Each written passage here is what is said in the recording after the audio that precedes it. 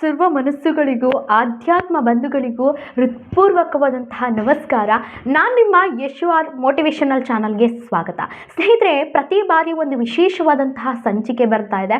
So ಈ ಸಂಚಿಕೆಯನ್ನು ನಮ್ಮ ಈ ಒಂದು ಪ್ರತಿಯೊಂದು ಮೂಮೆಂಟ್ನು ಕೂಡ ನಮ್ಮ ಲೈಫಲ್ಲಿ ಅಳವಡಿಸ್ಕೊಳ್ಳೋದ್ರಿಂದ ನಾವೊಂದು ಫಿನಾನ್ಷಿಯಲಿ ಆಗಿರ್ಬೋದು ಆ್ಯಂಡ್ ನಮ್ಮ ಲೈಫ್ ಸಕ್ಸಸ್ ಆಗಿರ್ಬೋದು, ಯಾವುದೇ ರೀತಿ ನಾವು ಸಕ್ಸಸ್ನ ಕಾಣೋದಕ್ಕೆ ಹೆಲ್ಪ್ ಆಗುತ್ತೆ. ದಯವಿಟ್ಟು ಯಾರೆಲ್ಲ ನನ್ನ ಚಾನಲ್ನ ಇನ್ನೂ ಸಬ್ಸ್ಕ್ರೈಬ್ ಆಗದೆ ವಿಡಿಯೋ ನೋಡ್ತಿದ್ದೀರಾ, ದಯವಿಟ್ಟು ಸಬ್ಸ್ಕ್ರೈಬ್ ಮಾಡಿಕೊಂಡು ವಿಡಿಯೋ ನೋಡಿ ಅಂತ ಹೇಳ್ತಾ, ಸ್ನೇಹಿತರೆ, ಬಹುತೇಕ ಜನರು ಏನಂತಂದರೆ ಇವತ್ತಿನ ಒಂದು ಮೈಂಡ್ಸೆಟ್ಟಲ್ಲಿ ತುಂಬಾ ಒಂದು ಪ್ರೀತಿಯಿಂದ ಮೋಸ ಆಗಿರ್ಬೋದು ಅಥವಾ ನಾವು ಇಷ್ಟಪಟ್ಟವರು ದೂರ ಹೋಗ್ತಕ್ಕಂತಹ ಸಿಚುವೇಶನ್ನ ಎದುರಿಸ್ತಕ್ಕಂಥದ್ದು ತುಂಬ ಕಷ್ಟ ಆಗುತ್ತೆ. ಸೊ ಇಂಥ ಯಾವುದೇ ಒಂದು ರಿಲೇಷನ್ಶಿಪ್ ಆಗಿರ್ಬೋದು, ಗಂಡ ಆಗಿರ್ಬೋದು ಅಥವಾ ಹೆಂಡತಿ ಆಗಿರ್ಬೋದು ಅಥವಾ ಯಾರೋ ಒಂದು ಪ್ರೀತಿಸ್ತಕ್ಕಂತಹ ಹುಡುಗ ಅಥವಾ ಹುಡುಗಿ ಆಗಿರ್ಬೋದು, ನಮ್ಮನ್ನು ಬಿಟ್ಟು ಹೋದರೆ ಅವರನ್ನು ಯಾವ ರೀತಿ ಮರಿಬಹುದು ಅನ್ನೋದ್ರ ಬಗ್ಗೆ ಇವತ್ತಿನ ವಿಡಿಯೋದಲ್ಲಿ ಹೇಳ್ತಾ ಹೋಗ್ತೀನಿ. ಯಾಕಂದರೆ ಸ್ನೇಹಿತರೆ, ನಾವು ಯಾರನ್ನ ಮರಿಬೇಕು, ಯಾರನ್ನು ನೆನಪು ಮಾಡ್ಕೊಳ್ಬಾರ್ದು ಅಂತ ನಾವು ಹೆಚ್ಚಿನದಾಗಿ ಅಂದ್ಕೊಳ್ತಾ ಇರ್ತೀವೋ ಅದೇ ಹೆಚ್ಚಿನದಾಗಿ ಅವರೇ ನೆನಪಾಗ್ತಾ ಇರ್ತಾರೆ. ಫಾರ್ ಎಕ್ಸಾಂಪಲ್, ನಾನಿವಾಗ ಕಣ್ಮುಚ್ಚಿ ಒಂದು ನಿಮಿಷ ಕೋತಿಗಳ ಬಗ್ಗೆ ನೀವು ನೆನಪು ಮಾಡ್ಕೋಬೇಡಿ, ಕೋತಿಗಳು ನಿಮ್ಮ ಕಣ್ಮುಂದೆ ಬರಬಾರ್ದು ಅಂತ ನಾನು ಹೇಳ್ತೀನಿ ಅಂದ್ಕೊಳ್ಳಿ. ಕಣ್ಮುಚ್ಚಿ ಹಾಗೆ ಒಂದು ನಿಮಿಷ ನಿಮ್ಮ ಕಣ್ಮುಂದೆ ಕೋತಿಗಳೇ ಬರ್ತಾ ಇರುತ್ತೆ. ಹಾಗೆ ನಮ್ಮ ಲೈಫಲ್ಲಿ ಯಾವುದೋ ಒಂದು ಸಂದರ್ಭದಲ್ಲಿ ಒಂದು ಸಂಬಂಧ ಗಟ್ಟಿಯಾಗಿರುತ್ತೆ. ಆ ಸಂಬಂಧ ಎಲ್ಲರೂ ಅಷ್ಟೇ ಕಣ್ರಿ, ಅವರ ಅವಶ್ಯಕತೆಗಳಿಗೆ ಅನುಗುಣವಾಗಿ ಅವರ ಅವಶ್ಯಕತೆ ಅಥವಾ ಅವರ ಋಣ ಎಷ್ಟಿರುತ್ತೋ ಅಷ್ಟು ನಮ್ಮ ಬದುಕು ಮೀಸಲಾಗಿರುತ್ತೆ. ಆ್ಯಂಡ್ ಅವರ ಲೈಫಲ್ಲಿ ನಾವು ನಮ್ಮ ಅವಶ್ಯಕತೆ ಅಥವಾ ನಮ್ಮ ಋಣ ಮುಗಿದ ಮೇಲೆ ಯಾರೋ ಅನ್ನೋ ಹಾಗೆ ಬಿಟ್ಟು ಹೋಗ್ಬಿಟ್ಟಿರ್ತಾರೆ. ಅದರಲ್ಲಿ ಕೆಲವೊಂದು ವ್ಯಕ್ತಿಗಳು ಅವರಿಂದನೇ ಪ್ರತಿಯೊಂದು ಮೂಮೆಂಟ್ನು ಕೂಡ ಅವ್ರ ಹತ್ರ ಶೇರ್ ಮಾಡ್ಕೊಳ್ಬೇಕು, ಪ್ರತಿಯೊಂದು ಕನ್ಫ್ಯೂಸನ್ನು ಕೂಡ ಕ್ಲಿಯರ್ ಮಾಡ್ಕೊಳ್ಬೇಕು, ಪ್ರತಿಯೊಂದು ವಿಷಯನೂ ಕೂಡ ಅವ್ರ ಹತ್ರ ನಾವು ಹಂಚ್ಕೊಳ್ಬೇಕು. ಅವ್ರಿಲ್ದೇ ನಮ್ಮ ಪ್ರಪಂಚನೇ ಇಲ್ಲ, ಅವ್ರಿಲ್ದೇ ನಮ್ಮ ಲೈಫ್ನ ಇಮ್ಯಾಜಿನ್ ಕೂಡ ಮಾಡ್ಕೊಳ್ಳಿಕ್ಕೆ ಸಾಧ್ಯ ಇಲ್ಲ. ಸೊ ನಮಗೆ ಲೈಫ್ ಅವರಿಂದನೇ ಫುಲ್ಫಿಲ್ ಆಗೋದು ಅಂತ ಹೇಳಿ ಅವರ ಪ್ರೀತಿನಲ್ಲಿ ಇಟ್ಟಿರ್ತಾರಲ್ಲ, ಆ ಪ್ರೀತಿ ಆ ವ್ಯಕ್ತಿನ ಒಂದು ಸ್ಪೆಷಲ್ ಪರ್ಸನ್ ಆಗಿ ಮಾಡಿರುತ್ತೆ ಅಷ್ಟೇ. ಯಾಕಂದರೆ ನಾವು ಹುಟ್ಟಿದಾಗಿಂದ ನಮ್ಮ ತಂದೆ ತಾಯಿನೇ ನಮ್ಮನ್ನು ಬಿಟ್ಟು ಹೋಗ್ತಾರೆ ಅಂತ, ಒಂದು ದಿನ ನಮ್ಮಿಂದ ದೂರ ಆಗ್ತಾರೆ ಅಂದರೆ ಯಾರಿಗೂ ಕೂಡ ಶಾಶ್ವತ ಅಲ್ಲ ಕಣ್ರಿ. ಲೈಫಲ್ಲಿ ನಮ್ಮದೇ ಆದ ಒಂದು ಘನತೆ, ಒಂದು ಗೌರವ ಅಥವಾ ಒಂದು ರೀತಿ ನೀತಿಗಳಿರುತ್ತೆ. ಪ್ರತಿಯೊಂದು ಜನ್ಮನೂ ಕೂಡ ಆಯಾಯ ಅನುಗುಣವಾಗಿ ಹುಟ್ಟಿರುತ್ತೆ. ಸೊ ಆ ವ್ಯಕ್ತಿನ ಹೇಗೆ ನಾವು ಮರೀತಕ್ಕಂತಹದ್ದು, ಆ ಮರೆತು ಲೈಫನ್ನು ನಾನು ಹೇಗೆ ಲೀಡ್ ಮಾಡ್ಕೊಂಡು ಹೋಗಬೇಕು, ಇರ್ತಕ್ಕಂತಹ ಪ್ರೀತಿನ ಯಾವ ರೀತಿ ತಗೊಂಡು ನನ್ನ ಲೈಫ್ನ ಮುಂದುವರಿಸ್ಕೊಂಡು ಹೋಗಬೇಕು ಅನ್ನೋದ್ರ ಬಗ್ಗೆ ಮಾತಾಡ್ತಾ ಹೋಗೋಣ. ಸೊ ಯಾರೆಲ್ಲ ನನ್ನ ಚಾನಲ್ನ ಇನ್ನೂ ಸಬ್ಸ್ಕ್ರೈಬ್ ಆಗದೆ ನೋಡ್ತಿದ್ದೀರಾ, ದಯವಿಟ್ಟು ಸಬ್ಸ್ಕ್ರೈಬ್ ಮಾಡ್ಕೊಳ್ಳಿ ಅಂತ ಹೇಳ್ತಾ ಲೆಟ್ಸ್ ಗೆಟ್ ಸ್ಟಾರ್ಟ್. ಸೊ ಹಾಗಾಗಿ ಬದುಕಲ್ಲಿ ಯಾರಿಗೂ ಕೂಡ ಶಾಶ್ವತ ಇಲ್ಲ. ಹಾಗಾಗಿ ನಮ್ಮ ಬದುಕಲ್ಲಿ ನಾವು ನಮಗೆ ಇಂಪಾರ್ಟೆನ್ಸ್ನ ಕೊಡ್ತಾ ಹೋಗಬೇಕು.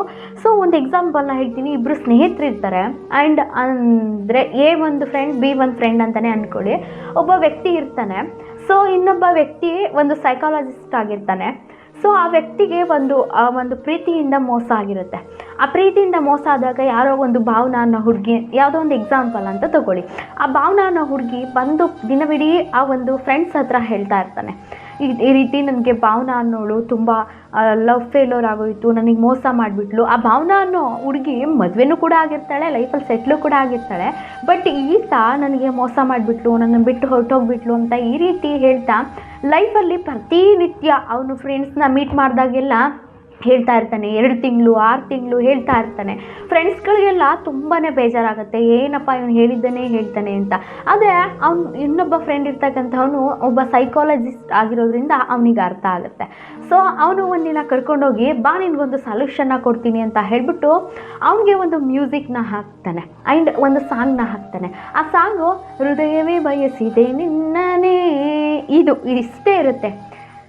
2 ನಿಮಿಷ, 5 ನಿಮಿಷ, ಅರ್ಧ ಗಂಟೆ, 1 ಅವರ್, ಬರೀ ಇದು ಒಂದು ಲೈನೇ ಪ್ಲೇ ಆಗ್ತಾ ಇರುತ್ತೆ. ಸೊ ಅವನು 10 ನಿಮಿಷ 15 ನಿಮಿಷ ಎಂಜಾಯ್ ಮಾಡ್ತಾನೆ. ಬರೀ ಇದು ಒಂದೇ ಲೈನು, ಹೃದಯವೇ ಬಯಸಿದೆ ನಿನ್ನನೇ, ಮ್ಯೂಸಿಕ್ ಸಮೇತ ಇದೊಂದೇ ಲೈನ್ ಸಾಂಗ್ ಬರ್ತಾ ಇರುತ್ತೆ. ಏನಪ್ಪ ಇದನ್ನು ಆಫ್ ಮಾಡು, 1 ಅವರ್ ಆದಮೇಲೆ ಆಫ್ ಮಾಡಪ್ಪ, ಇದೇನು ತಲೆನೋವು ಬರ್ತಾಯಿದೆ, ಬರೀ ಇದನ್ನೇ ಹಾಕಿದೆಯಲ್ಲ, ಸಾಂಗ್ ಹಾಕ್ತೀನಿ ಅಂತ ಹೇಳಿಬಿಟ್ಟು ಅಂತ ಹೇಳ್ತಾನೆ. ಸುಮ್ಮನಿರು, ಪಾರ್ಟ್ ಆಫ್ ನಿನಗೆ ಇದೊಂದು ಮೆಡಿಷನ್, ಇದು ನಿನಗೆ ಇದರಿಂದ ಹೊರಗೆ ಬರೋದಕ್ಕೆ ಸಹಾಯ ಆಗುತ್ತೆ, ನೀನು ಸುಮ್ಮನೆ ಕೇಳು ಅಂತ ಹೇಳ್ತಾನೆ. 2 ಅವರ್ ಕಳೆಯುತ್ತೆ, 3 ಅವರ್ ಕಳೆಯುತ್ತೆ. ಅವನ ಮೈಂಡು ತುಂಬಾ ಹಿಡಿದು ಬಿಡುತ್ತೆ. ಸೊ ಚಿಟ್ಟಿಡ್ದಾಗ ಏನು ಮಾಡುತ್ತೆ, ಎಷ್ಟು ಹೇಳಿದ್ರೂ ಆಫ್ ಮಾಡಲ್ಲ ಅವನು, ಸುಮ್ಮನೆ ಕೇಳಿ ನೀನು ಅಷ್ಟೇ ಅಂತ ಹೇಳ್ತಾನೆ. ಆವಾಗ ಆ ವ್ಯಕ್ತಿ ಏನು ಮಾಡ್ತಾನೆ, ಆ ಸಿಡಿನ ತೊಗೊಂಡೋಗಿ ಎತ್ತಿ ಒಡೆದು ಹಾಕ್ಬಿಡ್ತಾನೆ. ಆವಾಗ ಇವನು ಫ್ರೆಂಡು ಸೈಕಾಲಜಿಸ್ಟ್ ಇರ್ತಾನಲ್ಲ, ಅವನು ಯಾರು ನಿನಗೆ ರೈಟ್ಸ್ ಕೊಟ್ಟಿದ್ದು, ನನ್ನ ಹತ್ರ ಬಂದು ಈ ಸಿಡಿನ ತೆಗೆದು ಹೊಡೆದಾಕೋ ಅಷ್ಟು ನೀನು ಧೈರ್ಯ ಯಾರು ಕೊಟ್ಟಿದ್ದು ಅಂತ ಇಬ್ಬರು ಹಾಗೆ ಜಗಳ ಬೀಳ್ತಾ ಇರ್ತಾರೆ. ಎಷ್ಟು ಬೇಜಾರಾಗ್ತಿದೆ, ಬರೀ ಅದೊಂದನ್ನೇ ಪ್ಲೇ ಮಾಡ್ತಿದೆಯಲ್ಲ ಅಂತ ಅಂದಾಗ ಆವಾಗ ಸೈಕಾಲಜಿ ಸ್ಟೂಡೆಂಟ್ ಹೇಳ್ತಾನೆ, ಸೊ ನೋಡು, ಇದು ಒಂದೇ ಲೈನನ್ನೇ ನಿನಗೆ ಅವರ್ಸ್ ಕಟ್ಲೆ ಕೇಳಲಿಕ್ಕಾಗ್ತಾ ಇಲ್ಲ, ಸೊ ನಿನಗೆ ಹಿಂಸೆ ಆಗಿ ಅದನ್ನು ಹೊಡೆದು ಹಾಕ್ಬಿಟ್ಟೆ. 6 ತಿಂಗಳಿಂದ ಒಂದೇ ಆಲೋಚನೆಯನ್ನು ನಿನ್ನ ಮನಸ್ಸಲ್ಲೇ ಇಟ್ಕೊಂಡು ನಿನ್ನ ಮನಸ್ಸಿಗೆ ಎಷ್ಟು ಹಿಂಸೆ ಕೊಡ್ತಿದ್ಯಾ, ಎಷ್ಟು ಪ್ರೆಸರ್ ಕೊಡ್ತಿದ್ಯಾ, ಖಂಡಿತವಾಗಿಯೂ ಕೂಡ ಬದಲಾಗಬಹುದು. ಎಲ್ಲರೂ ಕೂಡ ಶಾಶ್ವತ ಅಲ್ಲ, ಯಾರೂ ಕೂಡ ಶಾಶ್ವತ ಇಲ್ಲ. ಪ್ರತಿಯೊಂದು ವಿಷಯದಿಂದ ಕೂಡ ಹೊರಗಡೆ ಬರ್ಬೋದು. ಆ ಮನಸ್ಸು, ಆ ನಿನ್ನ ದೇಹ ಎಷ್ಟು ಸಹಿಸ್ಕೊಂಡಿರ್ಬೇಕಲ್ವಾ ಒಂದೇ ಆಲೋಚನೆಯಿಂದ 6 ತಿಂಗಳು. ಬರೀ ಜಸ್ಟ್ ನನ್ನ 2 ಅವರ್ 3 ಅವರ್ ನಿನಗೆ ಕೇಳಿದ್ದನ್ನೇ ಸಾಂಗ್ ಕೇಳಲಿಕ್ಕಾಗ್ತಾ ಇಲ್ಲ ಅಂದರೆ ನೀನು ಹೇಳಿದ್ದನ್ನೇ ಆ ಆಲೋಚನೆಯಿಂದನೇ ನಿನ್ನ ಮನಸ್ಸಿಗೆ ಎಷ್ಟು ಹೊಡೆತ ಕೊಟ್ಟಿದೆಯಾ ಯೋಚನೆ ಮಾಡು ಅಂತ ಅವನಿಗೆ ಹೇಳಿದಾಗ ಸ್ವಲ್ಪ ಮನವರಿಕೆ ಆಗುತ್ತೆ. ಹಾಗೆಯೇ ನಮ್ಮ ಬದುಕಲ್ಲಿ ನಾವು ಯಾರಿಗೆ ಒಂದು ನಮ್ಮನ್ನು ಅಳಿಸಿರ್ತಾರೋ ಅವ್ರಿಗೆ ನಾವು ಅಳಬಾರ್ದು, ಅವ್ರಿಗೆ ಅಳೋದಕ್ಕೆ ನಾವು ಅರ್ಹರೇ ಅಲ್ಲ. ನಮ್ಮ ಒಂದು ಅಳುವಿಕೆ ಆಗಿರ್ಬೋದು, ನಮ್ಮ ಕುಗ್ಗುವಿಕೆ ಆಗಿರ್ಬೋದು, ಅವರಿಗೆ ಅಯ್ಯೋ ಅನಿಸಲ್ಲ. ನಮ್ಮ ಒಂದು ಸಕ್ಸಸ್ ಹೇಗಿರಬೇಕು ಅಂತಂದರೆ ಅವ್ರಿಗೊಂದು ಪಾಠ. ಇವಾಗ ಪ್ರೆಸೆಂಟ್ ನಾವೇನು ಕಳ್ಕೊಂಡು ಪಶ್ಚಾತ್ತಾಪ ಪಡ್ತಾ ಇದ್ದೀವಿ, ಫ್ಯೂಚರಲ್ಲಿ ಅವರು ನಿಮ್ಮನ್ನು ಕಳ್ಕೊಂಡು ಪಶ್ಚಾತ್ತಾಪ ಪಡಬೇಕು.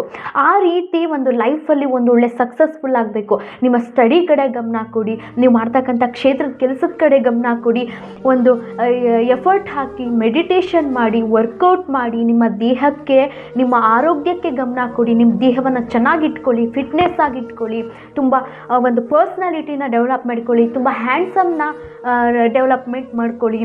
ನಿಮ್ಮ ಕೆಲಸದ ಕಡೆ ಗಮನವನ್ನು ಕೊಟ್ಟಾಗ ನಿಮಗೆ ನಿಮ್ಮನ್ನು ಯಾರು ಅಳಿಸಿರ್ತಾರೋ ಅವ್ರಿಗೆ ನೀವು ಅಳೋದು ಅರ್ಹರೇ ಅಲ್ಲ. ಯಾಕಂದರೆ ಪ್ರತಿಯೊಂದು ಮೂಮೆಂಟ್ ಕೂಡ ಅವರಿಗೆ ಅದು ರಿಫ್ಲೆಕ್ಟ್ ಆಗಲ್ಲ. ಖಂಡಿತವಾಗ್ಲೂ ಕೂಡ ಅವ್ರಿಗೆ ಪಾಠ ಆಗೋದು ಯಾವುದಾಗ ಅಂತಂದರೆ ನಮ್ಮ ಒಂದು ಸಕ್ಸಸ್ಸು ಅವರಿಗೊಂದು ಪಾಠನೇ. ನಮ್ಮ ಸಕ್ಸಸ್ ಇರುತ್ತಲ್ಲ ಅದೇ ನಿಜವಾದ ಪಾಠ. ನನಗೆ ಮೋಸ ಮಾಡಿಬಿಟ್ಟು ಹೋಗ್ಬಿಟ್ಟ, ನನಗೆ ಹೊಡೆದ್ಬಿಟ್ಟು ಹೋಗ್ಬಿಟ್ಟ ಅಂತ ನಾವು ಕುಡ್ಕೊಂಡು ನಾವು ಯೋಚನೆ ಮಾಡಿಕೊಂಡು ಅವರನ್ನೂ ದ್ವೇಷ ಮಾಡ್ತಾ ಹೋದರೆ ಖಂಡಿತವಾಗಿಯೂ ಕೂಡ ಲೈಫಲ್ಲಿ ಯಾರಿಗೂ ಕೂಡ ಅದು ನೆಮ್ಮದಿ ಅನ್ನೋದು ಕಾಣಲ್ಲ.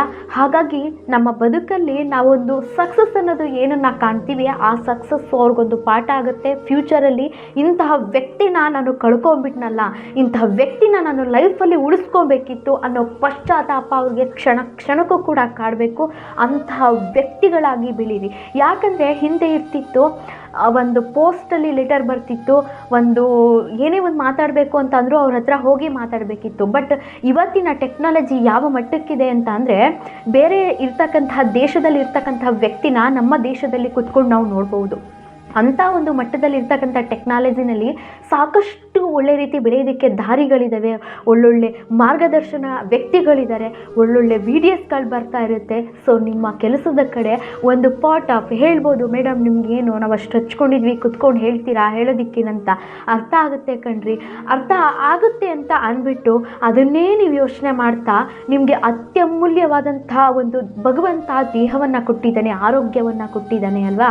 ಸೊ ಅದಕ್ಕೆ ನಾವು ಯಾಕೆ ಹೊರತಾ ಕೊಡಬೇಕು, ನಾವು ಯಾಕೆ ಹಿಂಸೆ ಕೊಡಬೇಕು? ಅಮೂಲ್ಯವಾದಂತಹ ಗಿಫ್ಟ್ ಅಂದರೆ ಒಂದು ನಮ್ಮ ಮನುಷ್ಯ ಜನ್ಮ ಕಣ್ರಿ. ಎಷ್ಟೋ ಜನಕ್ಕೆ ಕಣ್ಣು ಕೈ ತಿನ್ನಕ್ಕೆ ಊಟ ಇರಲ್ಲ, ಎಲ್ಲವನ್ನ ಕೊಟ್ಟಂತಹ ಭಗವಂತ ನಮಗೆ ಎಷ್ಟೋ ಜನ ಮಲಗಿರ್ತಕ್ಕಂಥ ಹಾಸಿಗೆ ಬೆಡ್ ಮೇಲೆ ಸತ್ತೋಗ್ಬಿಟ್ಟಿರ್ತಾರೆ. ಸೊ ನಾವು ಬೆಳಿಗ್ಗೆ ಎದ್ದಿದ್ದೀವಿ ಅಂತಂದರೆ ನಮಗೊಂದು ಒಳ್ಳೆ ಗಿಫ್ಟ್ ಅದು. ಅಂತಹ ಗಿಫ್ಟನ್ನು ಯಾವುದೋ ಒಂದು ವ್ಯಕ್ತಿ ನಮ್ಮಂತಹ ಅವಶ್ಯಕತೆಗಳನ್ನ ಮುಗಿಸ್ಕೊಂಡು ಹೊರಟೋದ್ರು ಅಂದಾಕ್ಷಣ ಅವ್ರಿಗೋಸ್ಕರ ಹತ್ಕೊಂಡು ಕೂತ್ಕೊಂಡು ಎಷ್ಟು ಕಿರ್ಚಿದ್ರು ಬಡ್ಕೊಂಡ್ರು ಕೂಡ ಆ ವ್ಯಕ್ತಿ ನಮಗೆ ಬರಲ್ಲ, ನಮ್ಮ ಕಣ್ಣೀರು ಅವ್ರಿಗೆ ತಲುಪ್ತಾ ಇರಲ್ಲ. ಸೊ ನಮ್ಮ ಒಂದು ಎಫರ್ಟ್ ನಮ್ಮ ಒಂದು ಅವ್ರಿಗೆ ತಲುಪಬೇಕಂದ್ರೆ ನಾವೊಂದು ಸಕ್ಸಸ್ ಮ್ಯಾನ್ ಆಗಬೇಕು ಆ್ಯಂಡ್ ಸಕ್ಸಸ್ ವ್ಯಕ್ತಿ ಆಗಬೇಕು ಅಂತ ಹೇಳ್ತಾ ಎಲ್ರಿಗೂ ಕೂಡ ಶೇರ್ ಮಾಡಿ. ಹಾಗೆ ನನ್ನ ಚಾನಲ್ನ ಯಾರೆಲ್ಲ ಇನ್ನೂ ಸಬ್ಸ್ಕ್ರೈಬ್ ಆಗದೆ ವಿಡಿಯೋ ನೋಡ್ತಿದ್ದೀರಾ ದಯವಿಟ್ಟು ಸಬ್ಸ್ಕ್ರೈಬ್ ಮಾಡ್ಕೊಂಡು ವಿಡಿಯೋ ನೋಡಿ. ನೆಕ್ಸ್ಟ್ ಎಪಿಸೋಡಲ್ಲಿ ಸಿಗೋಣ. ಸರ್ವೇ ಮನಸ್ಸುಗಳಿಗೂ ಕೂಡ ಎಲ್ಲ ಭಗವಂತ ಒಳ್ಳೆಯದನ್ನು ಮಾಡಿ ಅಂತ ಹೇಳ್ತಾ ಸರ್ವೇ ಜನ ಸುಖಿನೋ ಭವಂತು.